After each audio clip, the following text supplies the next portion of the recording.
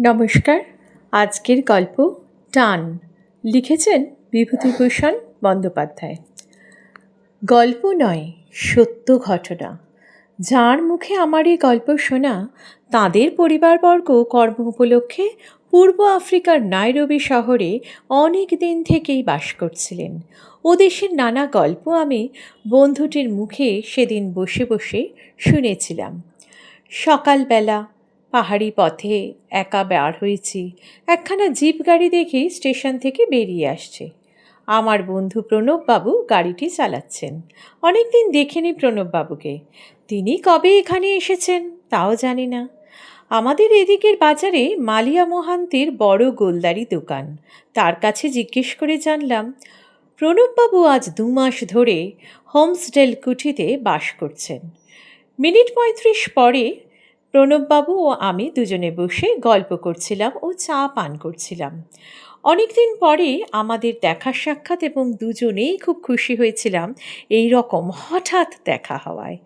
প্রণববাবু বললেন, এখানে খেয়ে যাবেন? বাড়িতে বলে আসেনি, স্নান হয়নি। সব ব্যবস্থা হয়ে যাচ্ছে, তাহলে থাকবেন তো? একটা খুব ভালো গল্প বলবো, খেয়ে দিয়ে ওই বুড়ো হর্তুকি তলার ছায়ায় বসে। কেমন? ও লাখপতিয়া, এখানে এসো, এই বাবুর বাড়ি গিয়ে খবর দিয়ে আসতে হবে। এখানে কতদিন আর থাকবেন? বুধবারে চলে যাব। আজ দেখা হওয়াতে বড় ভালো হলো। কতদিন দেখা হবে না আর কে জানে। অথচ আমরা কলকাতাতেই থাকি, ঠিকানা না জানাতে। মাংস খান তো? খুব। নিষিদ্ধ পক্ষীর? খুব। মধ্যাহ্ন ভোজন খুব ভালোই হলো। এরপর আমরা সেই হর্তুকি তলায় গিয়ে বসি। সামনে পশ্চিম দিকে নদীর ওপারে শৈলশ্রেণী। ঝিরঝির বাতাস বইছে নদীর দিক থেকে। একদল সাদা বক পাহাড় শ্রেণীকে পেছনে ফেলে মেঘের তলা দিয়ে উড়ে আসছে এদিকে। প্রণববাবু বললেন, আপনি আমার জীবনের কথা কিছু কিছু সকালবেলা শুনেছেন। আজ একটি অসাধারণ ঘটনার কথা বলবো। এ আমার নিজের চোখে দেখা বলেই আপনার কাছে বলবার ইচ্ছেটা বড় প্রবল হয়েছে। আপনি জানেন, আমার বাবা ও কাকা উগান্ডা রেলপথ তৈরির সময় থেকে ও দেশে ছিলেন। আমার এক কাকা বেলজিয়ান কঙ্গোতে কমলালেবুর আবাদ করেন। আমার বাবার অনেক আগে থেকে তিনি আছেন সে দেশে। তাঁর 4-5টি ছেলে বিগ গেম হান্টার। লোহার মতো শরীর, অনর্গল সোহালি ভাষা বলতে পারে, সে দেশের নেটিভদের মতোই। এসব কথা গল্পের মতো শোনাচ্ছে নাকি? কিন্তু ঘর ভালো লোকের কাছে এসব যতই গল্প বলে মনে হোক, আমরা জানি বাংলাদেশের লোক কত দূরে দূরে ছড়িয়ে আছে।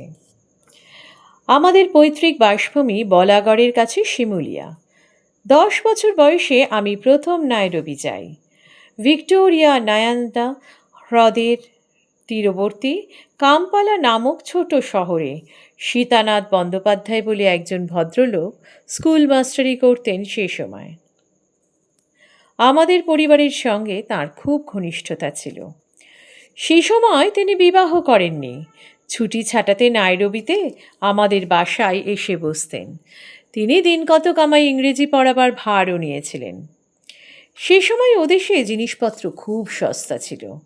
মাংস, দুধ, মাখন, কপি যথেষ্ট পাওয়া যেত। সমগ্র নাইরোবিতে 3 ঘর বাঙালি পরিবার ছিল। সকলেই উগান্ডা রেলপথের কর্মচারী। একজন ছিল খ্রিস্টান, ধর্মপ্রচার করবার কাজে কি এক মিশন কর্তৃক প্রেরিত। মাঝে মাঝে নাইরোবিতে থাকত, মাঝে মাঝে দূর পল্লী অঞ্চলে চলে যেত। আমি 15 বছর একাদিক্রমে নাইরোবিতে ছিলাম বাবা মার সঙ্গে। ওখানকার জীবন খুব ভালোই কেটেছিল। জীবনযাত্রা ছিল সম্পূর্ণ নিরুদ্বেগ, জিনিসপত্র ছিল সস্তা। কত নতুন স্বপ্ন তখন দেখেছি অল্প বয়সে। একবার আমার খুড়তুতো ভাই অতুল এসে বেলজিয়ান কঙ্গোর জীবনের এক অপূর্ব ছবি আমার চোখের সামনে ধরলে। সেই আমার তরুণ বয়সে বাবাকে বললাম, কাকার কমলালেবু আবাদে গিয়ে কাজ করব, হাতি সিংহ শিকার করব, গল্পের বইয়ের নায়কের মতো দুর্দান্ত অ্যাডভেঞ্চারপূর্ণ মুক্ত জীবনানন্দের আস্বাদ করব। আমি বললাম, তখন আপনার বয়স কত? 17 বছর। লেখাপড়া?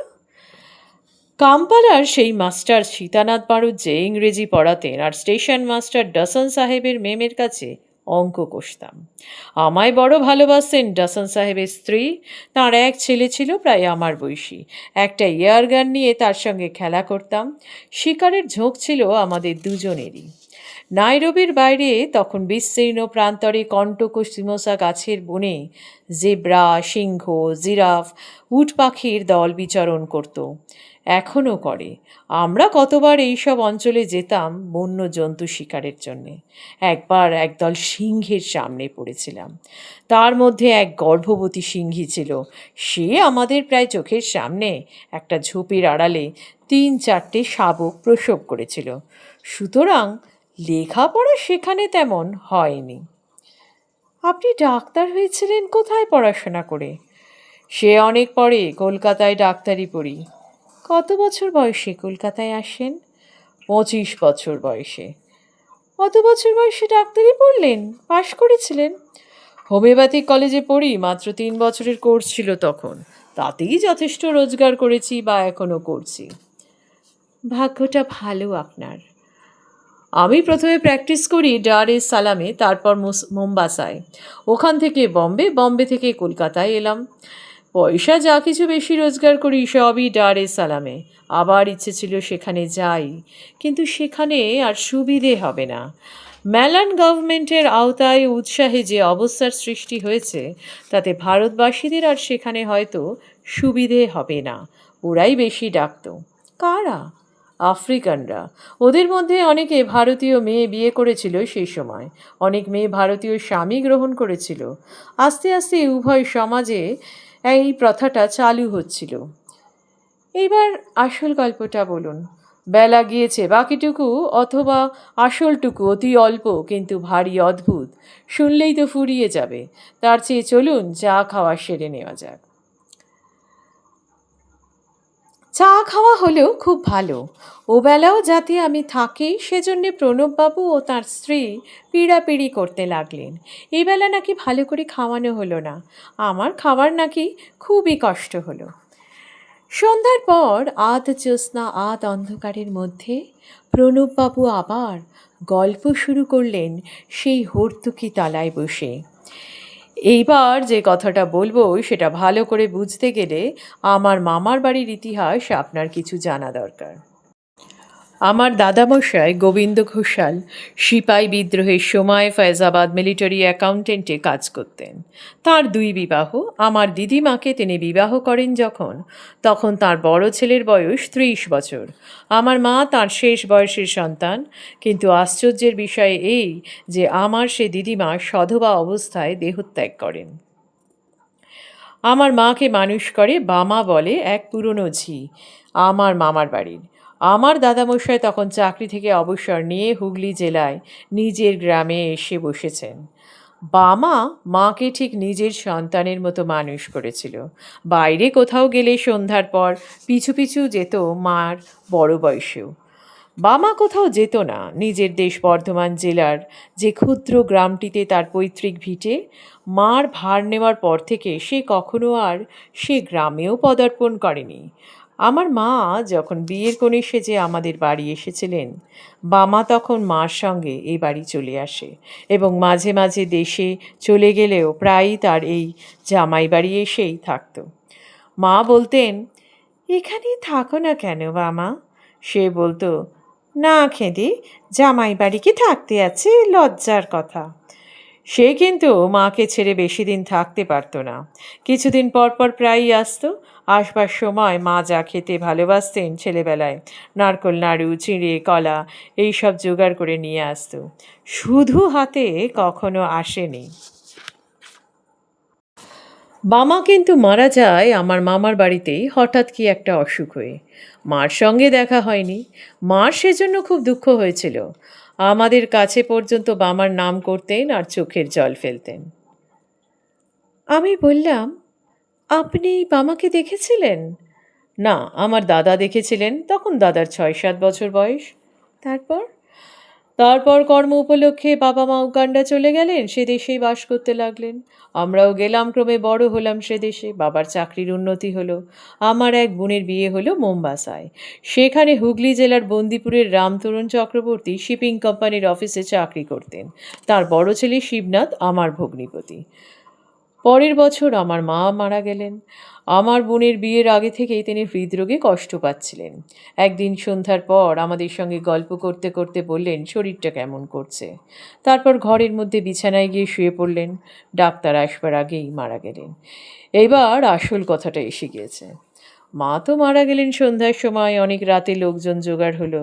যে কটি বাঙালি পরিবার নাইরোবিতে সে সময় থাকতো, তাদের সকলের বাড়ি থেকে মেয়েরাও পুরুষেরা এলেন সে রাত্রে আমাদের বাড়ির খবর পেয়ে।